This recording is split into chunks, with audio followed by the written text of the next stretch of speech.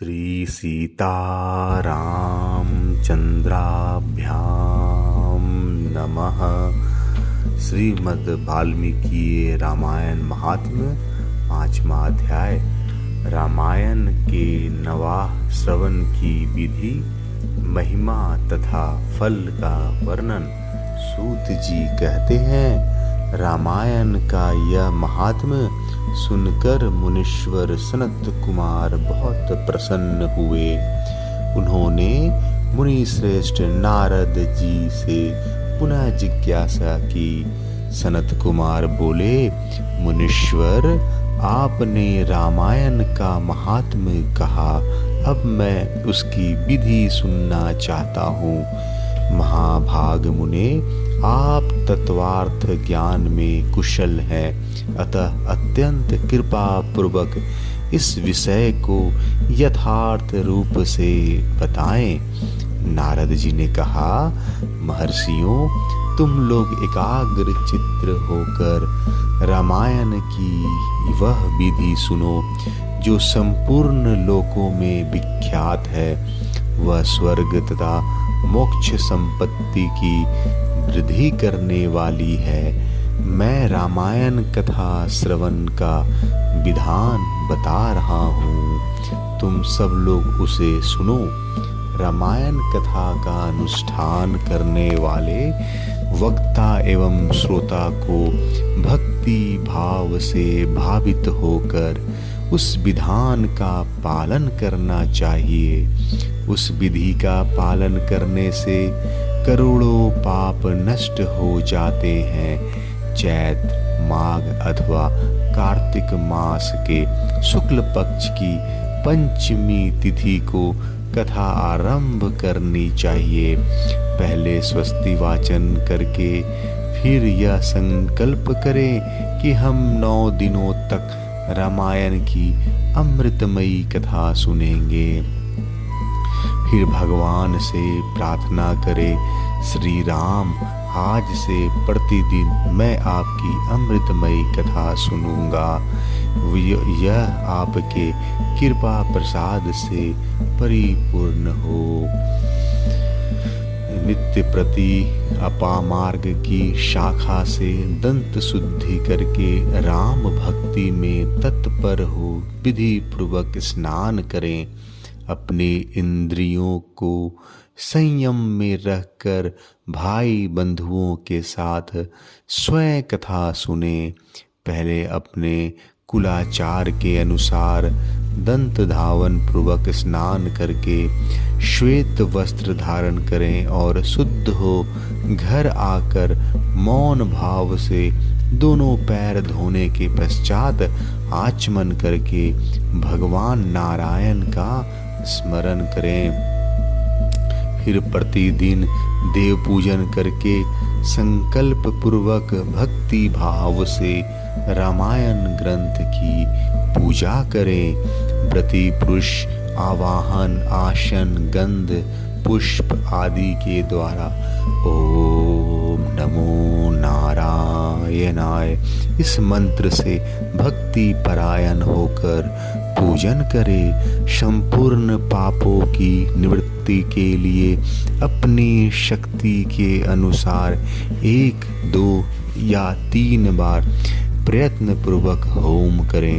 इस प्रकार जो मन और इंद्रियों को संयम में रखकर रामायण की विधि का अनुष्ठान करता है, वह भगवान विष्णु के धाम में जाता है, जहाँ से लौटकर वह फिर इस संसार में नहीं आता। जो रामायण संबंधी व्रत को धारण करने वाला तथा धर्मात्मा है, वह श्रेष्ठ पुरुष चांडाल अथवा पतित मनुष्य का वस्त्र है और अन्न से भी सत्कार न करे। जो नास्तिक, धर्म मर्यादा को तोड़ने वाला, परनिंद और चुगलखोर है, उनका रामायण व्रतधारी पुरुष वाणी मात्र से भी आदर न करे। जो पति के जीवित रहते ही पर पुरुष के समागम से माता द्वारा उत्पन्न किया जाता है, उस जाराज पुत्र को कुंड कहते हैं। ऐसे कुंड जहाँ जो भोजन करता है, जो गीत गाकर जीविका चलाता है, देवता पर चढ़ी हुई वस्तु का उपभोग करने वाले मनुष्य को का अन्न खाता है, वैद है, लोगों की मिथ्या प्रशंसा में कविता लिखता है, देवताओं तथा ब्राह्मणों का विरोध करता है, प्राय अन्न का लोभी है और पर स्त्री में आसक्त रहता है। ऐसे मनुष्य का भी रामायण व्रती पुरुष वाणी मात्र से भी आदर न करे। इस प्रकार दोषों से दूर एवं शुद्ध होकर जितेंद्रियां एवं सबके हित में तत्पर रहते हुए जो रामायण का आश्रय लेता है, वह परम सिद्धि को प्राप्त होता है। गंगा के समान तीर्थ, माता के तुल्य गुरु, भगवान विष्णु के सदृश देवता तथा रामायण से बढ़कर कोई उत्तम वस्तु नहीं है। वेद के समान शास्त्र, शांति के समान सुख, शांति से बढ़कर ज्योति और रामायण से उत्कृष्ट कोई काव्य नहीं है। क्षमा के सदृश बल, कार्तिक के समान धन, ज्ञान के कीर्ति के समान धन, ज्ञान के सदृश लाभ और रामायण से बढ़कर कोई उत्तम ग्रंथ नहीं है। रामायण कथा के अंत में वेदज्ञ वाचक को दक्षिणा सहित गौ का दान करें, उन्हें रामायण की पुस्तक तथा वस्त्र और आभूषण आदि दे। जो वाचक को रामायण की पुस्तक देता है, वह भगवान विष्णु के धाम में जाता है, जहाँ जाकर उसे कभी शोक नहीं करनी पड़ती। धर्मात्माओं में श्रेष्ठ सनत कुमार रामायण की नवाह कथा सुनने से यजमान को जो फल प्राप्त होता है, उसे सुनो। पंचमी तिथि को रामायण की अमृतमयी कथा को आरंभ करके उसके श्रवण मात्र से मनुष्य सब पापों से मुक्त हो जाता है। यदि 2 बार यह कथा श्रवण की गई तो श्रोता को पुंडरिक यज्ञ का फल मिलता है। जो जितेंद्रिय पुरुष व्रत धारण पूर्वक रामायण कथा को श्रवण करता है, वह 2 अश्वमेघ यज्ञों का फल पाता है।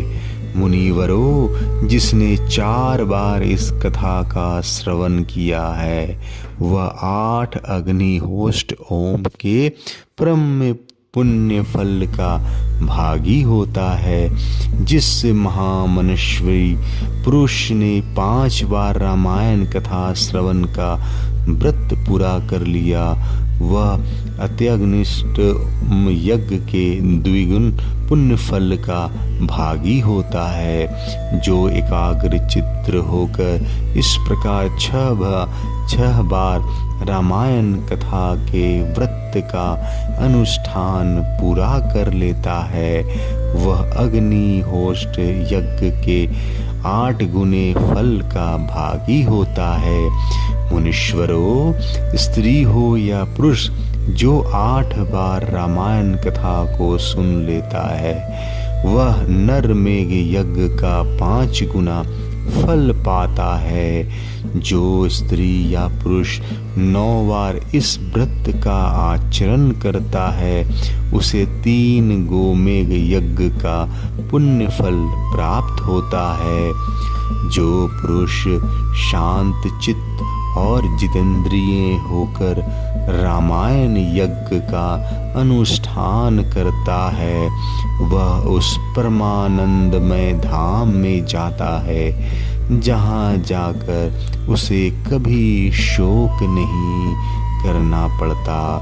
जो प्रतिदिन रामायण का पाठ अथवा श्रवण करता है, गंगा नहाता है और धर्म मार्ग का उपदेश देता है, ऐसे लोग संसार सागर से मुक्त ही हैं, इसमें संशय नहीं है। महात्माओं, यतियों, ब्रह्मचारियों तथा प्रवीरों को भी रामायण की नवाह कथा सुननी चाहिए। राम कथा को अत्यंत भक्ति पूर्वक सुनकर मनुष्य महान तेज से उद्दीप्त हो उठता है और ब्रह्मलोक में जाकर वही आनंद का अनुभव करता है। इसलिए विप्रेंद्रगण, आप लोग रामायण की अमृतमयी कथा सुनिए। श्रोताओं के लिए यह सर्वोत्तम श्रवणीय वस्तु है और पवित्रों में भी परम उत्तम है। दुःस्वप्न को नष्ट करने वाली यह कथा धन्य है, इसे प्रयत्न पूर्वक सुनना चाहिए। जो मनुष्य श्रद्धा युक्त होकर इसका एक श्लोक या आधा श्लोक भी पढ़ता है, वह तत्काल ही करोड़ों उपपातकों से छुटकारा पा जाता है। यह गुह से भी गुहतम वस्तु है, इसे सत्य पुरुषों को ही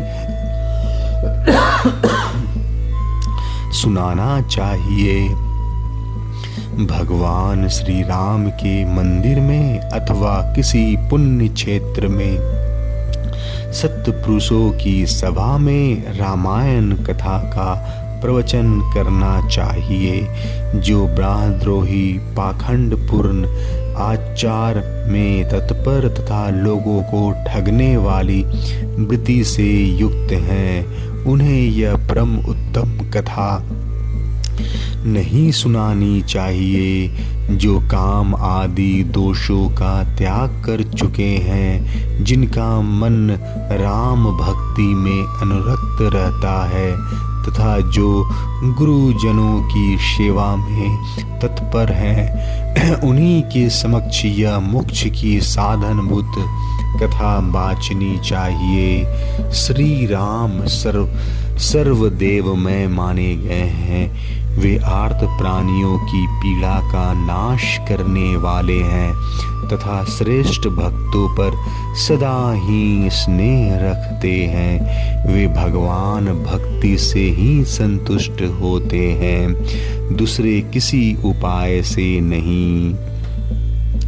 मनुष्य विवश होकर भी उनके नाम का कीर्तन या अथवा स्मरण कर लेने पर समस्त पातकाओं से मुक्त हो परम पद का भागी होता है। महात्माओं, भगवान मधुसूदन संसार रूपी भयंकर एवं दुर्गम वन को भस्म करने के लिए दवानल के समान हैं। वे अपना स्मरण करने वाले मनुष्यों के समस्त पापों का शीघ्र ही नाश कर देते हैं। इस पवित्र काव्य के प्रतिपाद विषय वही हैं, अतः यह परम उत्तम काव्य सदा ही श्रवण करने योग्य है। इसका श्रवण अथवा पाठ करने से यह समस्त पापों का नाश करने वाला है। जिनकी श्री राम रस में प्रीति एवं भक्ति है, वही संपूर्ण शास्त्रों के अर्थ ज्ञान में निपुण और कृत्य है। ब्राह्मणों, उसकी उपार्जित की हुई तपस्या पवित्र, सत्य और सफल है, क्योंकि राम रस में प्रीति हुए बिना रामायण के अर्थ श्रवण में प्रेम नहीं होता है। जो द्विज इस भयंकर कली काल में रामायण तथा श्री राम नाम का सहारा लेते हैं, वही कृत्य हैं। रामायण की इस अमृतमयी कथा का नवा श्रवण करना चाहिए। जो महात्मा ऐसा करते हैं वे कृतज्ञ हैं। उन्हें प्रतिदिन मेरा बारंबार नमस्कार है। श्री राम का नाम, केवल श्री राम का नाम ही मेरा जीवन है।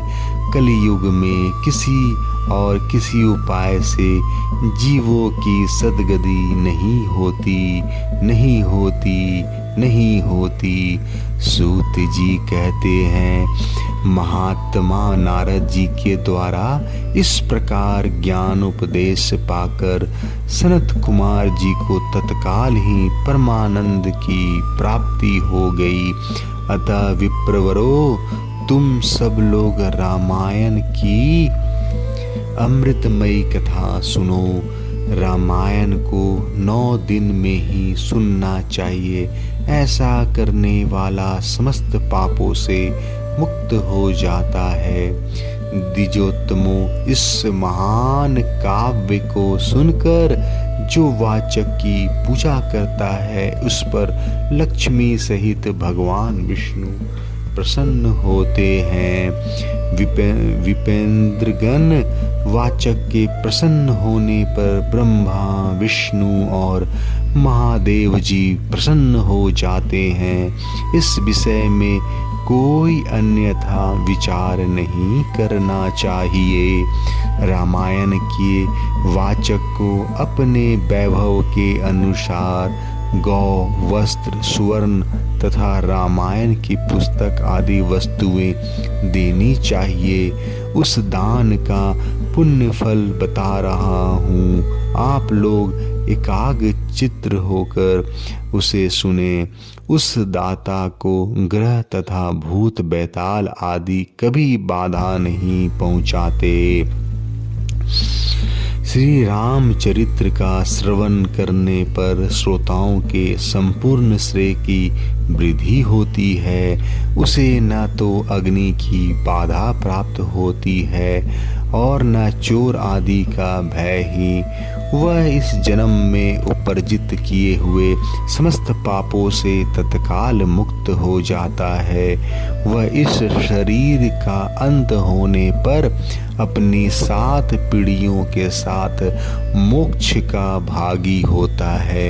पूर्व काल में सनत कुमार मुनि के भक्ति पूर्वक पूछने पर नारद जी ने उनसे जो कुछ कहा था वह सब मैंने आप लोगों को बता दिया। रामायण आदि काव्य है। यह संपूर्ण वेदार्थों के सम्मति के अनुकूल है। इसके द्वारा समस्त पापों का निवारण हो जाता है।